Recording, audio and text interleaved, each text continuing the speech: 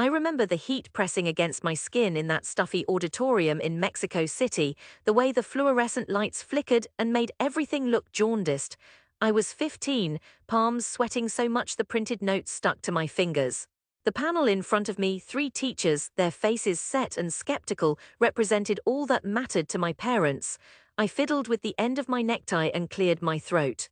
Behind the swinging doors at the back, I could sense my mother's hopeful whispering, the shuffle of restless, bored siblings, and my father's quiet, implacable expectations. The recital was a formality.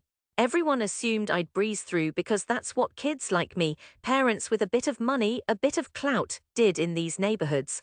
But I already knew I wasn't built for piano sonatas.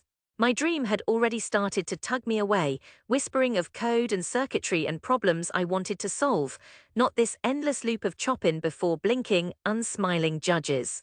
But I sat there anyway, face burning, hands trembling, trying to be who they wanted. I started the piece, the one I'd told them I had memorized. My fingers stuttered over the keys. The melody fell apart in a confusion of notes and dead air, my breath caught in my throat. In those terrible seconds I knew I'd lost them, the judges, the audience, my parents. My mind went blank. My foot jammed the sustain pedal unnecessarily, drowning out my shame in echo and discord. Silence crashed over the auditorium. Then came a smattering of uncertain applause and the uncomfortable shuffle of the next performer getting ready. I pressed my hands into my lap to hide the shaking. I didn't cry, but I remember forcing my jaw shut, refusing to let my body betray what I was feeling. Rage at myself for failing, and at everyone for insisting I care about something that felt so distant and hollow. That night, family crowded my bedroom, faces tight with different flavors of disappointment. My father's chilly detachment, my mother's mortified murmurings, my older cousin's thinly veiled smirk, my younger siblings' nervous giggles. I stared at the peeling paint on my ceiling as their voices pressed down. Too distracted, my father said. You want to do 100 things and finish none. Who fails before the jury? My cousin Mariano laughed. He wants to play with computers and robots, not learn a real skill. I que ridiculo. Gabino, you have to focus. My mother's voice was barely above a whisper, brittle and afraid. Your father worked so hard for this school. If you can't... Enough, my father's voice cut her off. He looked at me as if I was something broken he'd ordered from a bad catalogue. No more distractions, you want to play with computers. That's a toy, not a future. The words strung, then hardened into calluses over the next months. I became careful with my silence. I learned not to show the spark that flared whenever I saw a new piece of software, an automated system, or the endless problems in our neighborhood that begged to be solved if I only had the tools. I watched my cousins laugh behind my back, saw their eyes roll when I mentioned tech, heard my uncles tell my parents, let him grow out of it, boys and their video games. At school I found solace in the computer lab, staying late to code after everyone left, keeping my dreams to myself. I built stupid utilities, a script to track our homework assignments, a budgeting app for my mother that she never used but smiled at indulgently. Around the family dinner table, any mention of my projects earned a snort from Mariano. Years passed under this cloud. I did well enough in my classes, kept my head down, graduated without drama. I watched Mariano inherit his father's accounting business, saw my father puff with pride at his hardworking, well-behaved nephews. At my own graduation, my father pulled me aside, voice tight. Don't embarrass us in university, no more dreams, Gabino, just do what you're told. I nodded, feeling the words like cold iron pressed into my chest. Rage burned under my tongue, but I kept it hidden, coiled tight. At 20, I left for the university, not the expensive private school my parents would have chosen, but a municipal college where nobody cared what my surname was. There in the crumbling old building off Avenida Universidad, I met others with the same restless drive. We spent nights eating stale tacos, arguing code, stumbling through coffee-fueled hackathons. For the first time, my ridiculous ideas found resonance. We wanted to build something. No one laughed when I drew up diagrams for a SaaS platform to help local businesses manage their flow with no-nonsense, cheap software. The city's tinditas, tortillerias, plomberos, these people kept things moving. They deserved better than paperwork and bad apps. In my last year, I reached out to my family for a small loan to seed the startup. Mariano choked on his coffee. You start a business, he barked, with what, your video game money? My father waved me off. Finish school first, maybe get a normal job. All these American stories of success don't happen here. I left the kitchen trembling, rage boiling up. I had learned restraint, learned to tuck my pain out of sight. But that night in my tiny shared apartment, hot tears rolled down my face, soaking my laptop keyboard. I promised myself I would make it work, if only so they would choke on their smugness. With a tiny group of classmates, I launched our SaaS, Magistral, on a shoestring. In the beginning, it was 2 borrowed MacBooks and a lot of midnight cafe con leche. We coded in borrowed rooms, pitched our platform to skeptical tienda owners, spent weekends repairing computers to make rent. There were weeks I lived off tienda mangoes and street esquites. I pawned the old concert suit my mother gave me, the irony not lost on me. Nobody cared about my little project. Family WhatsApp chats were full of Mariano's barbecues, my cousin Lorna's law school photos. My mother called, voice always anxious, asking when I would get serious. I kept visits home brief, sitting silent at the edge of the table, letting their successes parade past. A year in, I snagged our first major account, a chain of stationery stores in Tlalpan. Our app tracked their inventory, automated their orders, eliminated their old ledgers. The owner hugged me, tears in his eyes. My phone buzzed with updates, new sign-ups, positive reviews, payments that didn't bounce. Something had shifted. For the first time, I started sleeping through the night. Within another year, I had 6 employees and a cheap, sunlit office with plastic desks and a fake ficus. We weren't changing the world, but we were making a difference for hundreds of businesses. My co-founder Camilla kept us moving, her deft hands on every lever, her laughter a clear counterpoint to my old rage. Still, I gave nothing away, not to family.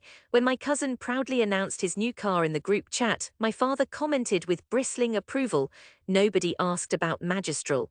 I watched, stony and careful, never letting hope open inside me. Then, almost as an afterthought, Magistral was featured on a national business show. Camilla and I sat in a hot studio in Condesa, lights trained on us, reporters peppering us with questions. For once, my restraint slipped. I let myself grin as I spoke of the small shops that sustained the city and how Magistral was reshaping their lives. A day later, my WhatsApp exploded. That night, my father called for the first time in months, voice uncertain. "I saw you on TV," he said. "Magistral, is that you?" "Yes, it's mine," I replied, words quiet and controlled. "Your mother is proud." His voice cracked, then went stern. "Come this Sunday, the family will be here." I thought I'd feel victorious, but what I felt was dread and a simmering defiance. Camilla slapped me on the shoulder. "It's your turn to be ridiculous," she grinned. I spent hours preparing, but not like I used to, no rehearsed lines, no nervous suit. I walked into the family home in faded jeans and a clean shirt, shoulders straight. The house was full, Mariano in designer sunglasses, aunts and uncles perched on their chairs, mother bustling in the kitchen. My youngest cousin Daniela stared starry-eyed. When I stepped in, conversation died for a moment. All eyes flicked to me, my father's mouth twitched, half proud and half confused. Mariano barked, "Myra, if it isn't Zuckerberg." The laughter was forced, my mother fussed, pulling me to the kitchen, her hands trembling as she made me a plate. After we ate, my father cleared his throat. "You are the guest of honor today. Tell us, this Magistral thing, Esther Empressa, does it actually work?" He gestured toward the living room TV, and I realized what he wanted. A demonstration. I hesitated, then pulled out my laptop, plugging it into the old television that still smelled faintly of fried wires. The login screen glowed blue on the screen. Mariano scoffed from the couch. "What is this, Gabino? Another of your video games?" His voice was casual, but I caught the uncertainty there. I logged in, brought up real-time financial dashboards, the actual live data with the owner's permission. The entire room watched as I toggled through hundreds of local shops, their inventories, their revenue flow, colorful graphs blooming in simple lines, stores each family had shopped at forever now humming with new life. I explained carefully how Doña Lupita's panaderia had doubled its sales because Magistral let her track waste and automate restocking, how the papeleria in the barrio now didn't run out of pencils before school started, how the electrician down the street now knew every night exactly how he was doing compared to last year, this week, yesterday. Each screen updated live, numbers rolling up, tiny notifications chiming. Uncle Pablo, always dismissive, squinted. "Wait, all those shops are using this." "Yes, Tio," I replied. Mariano frowned. "But who's teaching them to use it? They never liked computers, don't you remember? We trained them with simple demos in Spanish, no jargon. Camilla and I did it ourselves. We built it for them, that's why it works." For a moment, nobody spoke. Then slowly, my youngest cousin piped up. My school uses this too, our director showed us. She said it was made here in the city, not by gringos. The silence broke. My mother crossed herself, eyes glistening. My father sat back, stunned, then picked up his cane and pointed at the screen. So all these people, they know your name. Some do, the shops do, the banks do. He stared at the gently updating dashboard, jaw set. Then in the quiet, Mariano got up, circled the television, peered at the locally listed businesses, ones even he used for tax clients. It's impressive, he muttered. I fought the urge to gloat, to outstretch my arms and crow. Instead, I held my rage back and let gratitude seep in for all the times I had sat in this house, small and embarrassed, hiding. Now, the same walls held my story. An hour later, supper done, Mariano took me aside for a rare moment of privacy.